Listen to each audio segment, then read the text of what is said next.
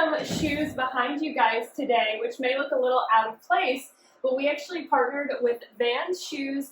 They have given away 50 pairs of nice shoes to the Hafasara Foundation so that we can help even more children out there.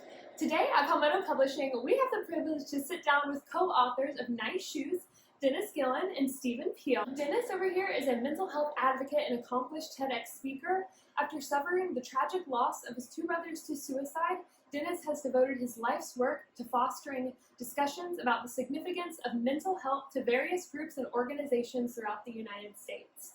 Stephen is the program coordinator for the Labs of Cognitive Neuroscience at Boston Children's Hospital, where their mission is dedicated to studying typical and atypical brain development in children. Their book, Nice Shoes, was the byproduct of an unexpected friendship. In 2018, the two shared a stage at a Friends for Friends speaking event at the University of Delaware. Dennis was the keynote speaker and brought Stephen, the psychology chair, on the stage to speak before him. Stephen recounted a powerful personal story describing a challenging day in high school where he contemplated ending his own life but ultimately chose not to, thanks to a kind stranger's compliment. The story stirred in every person in the auditorium that day. One guest especially took it to heart. This impactful narrative lingered in Dennis's mind for over 2 years, and he knew it needed to be shared as it had the potential to resonate with so many. Subsequently, Dennis reached out to Stephen and the two collaborated to bring Nice Shoes to life with Palmetto Publishing. So Dennis, as you mentioned, you found a powerful and impactful story that you could not pass up on sharing. So many writers may find themselves in the same space. How could they overcome those barriers? Well, it's one of those things where it wouldn't leave my mind, and that's a sign. That's a sign. Like if you got this story in your head and you want to get it out, I firmly believe that everybody has a story to tell. Everybody has a story to tell. And this wasn't my story to tell, it was Stephen's, so I had to reach out to him and get his permission and his blessing to say, can we do this? So that's what I would say. If there's something that, think about it, it was 2 years, I kept thinking about this story, 2 years, that's a sign. And take that as a sign that maybe I should take this to the next level and get this thing published. And that's what we did. After you two decided to partner and share Stephen's story, how did you go about researching self-publishing? And what specifically led you two to choose Palmetto? It's interesting. We knew nothing about it. we had the story. We had the manuscript. We sent it to all our friends. And then eventually we said, let's stop sending it out. We have a really good story here. And I just started looking at, I had a consultant talk to me. I had a writing coach. There was all these other people, and I started doing my own little research and calling people directly. Your customer service rep was phenomenal. And when I reached out to Palmetto Publishing, I was literally walked through the process, and the person took the time on the phone to go through the entire process. And when I hung up the phone, I'm like, I have an idea what to do now, which I didn't have with the other companies. And our foundation, prior to that, our foundation, the Hafasara Foundation, decided, like, we're going to fund this thing. So now we had funding. And we decided, they know what they're doing, we have some money to do it, let's go. And it was a very professional process. We called a bunch of people, but it was Palmetto Publishing that really walked us through and took us seriously from the first call to the last call. This is what's going to happen. This is what's going to happen. And everything you all said was going to happen, happened. So I'm glad to hear you guys had a good Well, that's it. The energy of your consultant came over the phone, and I felt it, and I said, we got to go with Palmetto Publishing. Yeah, you guys have just as much passion as the authors. Could you elaborate on the level of communication maintained between yourselves, the consultant, and the project manager throughout the publishing process? Oh gosh, the level of communication was awesome. Of course, there's different channels, email, whatever, but I never felt I was out of the loop. Yeah. You felt that way too. Yeah. And it's tough when you have two co-authors, so we just complicated the process, but it wasn't complicated for Palmetto Publishing. You all stayed in touch with us. We had deadlines to meet. We had sketches to look at. We had our homework to get back to you all. And it just went boom, boom, boom. Make sure that we were all on the same page. Make sure that the communication was, thorough. And so again, nothing was getting lost.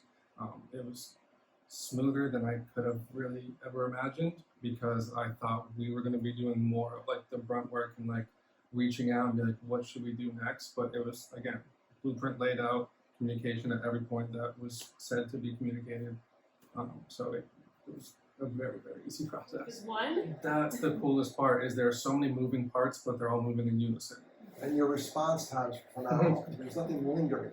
Yep. It was pretty And we weren't worried about like questions coming off as dumb because we didn't know what we were doing in the beginning. You don't know what you don't know. Exactly. Well, exactly, and I think the team here really appreciates that. We're all on the same page, and so people who have no experience with writing, self-publishing, or anything like that, we felt comfortable in the process, which was something I didn't really expect. And they understand the amount of time, energy, and effort that goes into it. Like, this book is your baby. You want the best for it. You want to put in all the work. So I do feel like our team members really understand that from all angles. So the illustrations in your book harmonize seamlessly to convey a significant story. Can you all share the process of working with us to select the perfect Palmetto artist? We were asked for some of my baby pictures to model the the main character after, which I thought was really interesting. I didn't even think of that, but when I met Dennis, it was raining while we were speaking, and then there was a couple of kids who were jumping in puddles.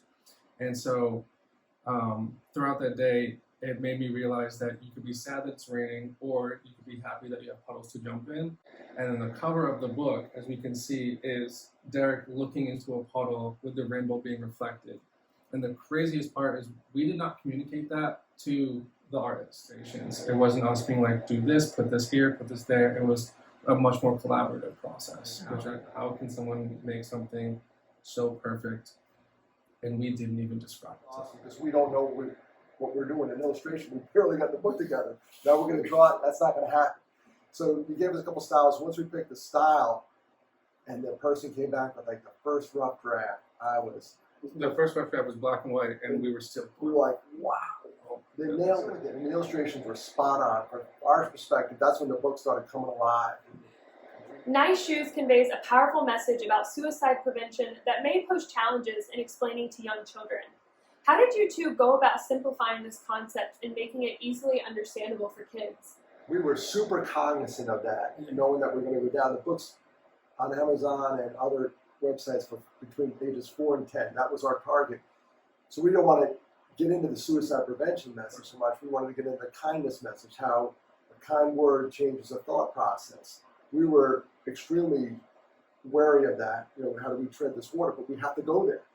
And we have to go there. And you can see this little yellow bracelet I'm wearing. This is a 12-year-old girl that we lost to suicide. So we have to go down lower.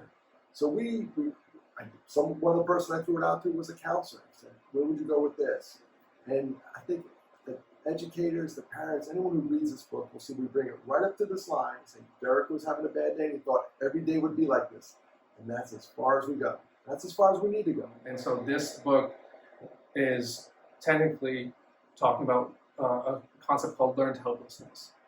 And so learned helplessness is a psychological concept where people think that today is bad, yesterday was bad, the day before that was bad, so tomorrow is going to be bad. There's a huge body of work on this whole concept, but kids are pretty susceptible to it because as you grow up, you have more of your life to compare your present day to. They don't have much to compare the present day to, so that failed test, that forgetting your gym clothes and not being able to participate in gym class, those are the worst things that they're going through. So it doesn't have to necessarily be anything, extraordinarily bad. It can just be a bad day, and a couple of bad days in a row get you really start to think in a negative spiral. And so what we wanted to do was talk about how the way to break that negative spiral is just to be a nice person. For certain authors, success might mean selling thousands of copies or gaining media attention. However, your objective has always been the same, to convey the message of mental health. What advice would you offer to authors with distinct goals or missions as they embark on their self-publishing journeys? Don't be black and white. I think that is something that I personally have issues with, even to this day, of it's good or it's bad. I succeeded, I failed, but publishing a book, first and foremost, is amazing in and of itself, right? So that's the success. So you learn from failures, you appreciate your successes, but you always keep making those steps forward in terms of creating a better book, whatever that definition is to you, and maybe reaching more people. But at the end of the day, it's you really have to just put something out that you're proud of. Step back, see the big picture, and understand all of the work you put in, understand the passion that underlies this all, and that you put out something that you can be proud of. And I think from there, the success will just build. Yeah, we'd love to sell millions of copies. And, the New York Times, so we're not going to be shy about that. But we'd love to touch millions of lives, too. That's the goal. And if that happens, the book's worth it. All the expenditures and all the stuff we did, ordering it, getting it all said and done, it's worth it. We probably give away more books than we sell. That's all right. It's part of the mission that we're on each other. That's what the book is. It's a book where kindness wins. And boy, who can use a little more of that these days? Dennis, how have you and Stephen utilized your organization, Half a Sorrow, to help spread the message of your book, Nice Shoes? Well, we got very lucky. And let me first go back to the foundation name, how we found the name. It's a shared joy is a double joy. A shared sorrow is half a sorrow. And go back to the book, the guy at the end shares a little joy. Hey, you got nice shoes. He says, nice shoes to Stephen, and here we are. So he doubled his joy about the shoes. And we're in the sorrow business, obviously. We do suicide prevention. We like to cut it in half. So the foundation was proud to put this thing out. And this book has been one of the best uses of finances I could think of. It's gotten us to, I read the book recently at a school for kids that are under-resourced. They may be on the spectrum. And, they said, can you come read the book to the kids? And they said, oh, by the way, Mr. Gill, we can't pay you. I'm like, well, you can't keep me out either. I'm coming because of the people that support the foundation and the book. And it was one of the greatest days of my life. If you're in the suicide prevention business, and we have really tough days. A loss in our world is awful. But a good day is taking this book to go read a 4 and 5-year-old. I get to do that because of this. Pinch me. We want to, improve mental health by promoting real conversations. This is a real conversation that happened for the real guy right here. And it's right in our wheelhouse. It was a no-brainer when we said we're going to do this book. And I said, all right, we'll write the check. It was a no-brainer. So Dennis, you actively participate on various social media platforms. You interact with your followers and readers about your message, talks, and book. What advice do you have for authors looking to engage on social media? Because the message is real, it's passionate. You can't fake passion. You just can't. You can't teach it. And then on the real basics about social media is be consistent. If you're going to do it every Monday, do it every Monday. And have a professional. We're working with the marketing folks, have a brand and all that stuff. But you don't have to do all that. Just be authentic. I'd say that whatever. Just be you. They always say in the author business, build your tribe, get your following and all that stuff. But I think if you're genuine, the book has meaning like ours does, and you're intentional about what you're doing out there, you'll be just fine. So Dennis, in addition to your social media presence, you also have a fantastic website that you utilize to highlight your speaking engagements, background, book. What recommendations do you have for authors seeking website solutions with Palmetto? It's interesting. We didn't use the solutions with Palmetto. I had a website already called halfasorrow.org where we listed the book, and it's got its own little page. I'd be interested because we still have other books in the works. What do you all offer? Yeah, so that's a great question. We do offer website solutions at Palmetto. We definitely urge authors, if they're looking into a website, that it's something you really do want to be consistent with. It's really similar to social media. So you're going to want to make sure that you stay active with the people who are checking out your website. You want to post updates on when you're doing signings, events. Your readers are interested in seeing what you're up to and what's going on in your community. Authors, if you have any questions about the website solutions that we offer, feel free to visit our website and schedule a call with one of our consultants. So gentlemen, what future aspirations do you have in the realm of literature? Are there intentions to release additional books focusing on mental health or other topics? We both have. But I thought about along the lines of, we were talking about this the other day, nice shoes, can we go up like nice pants, nice shirt, nice hat? Whole wardrobe. It's a series.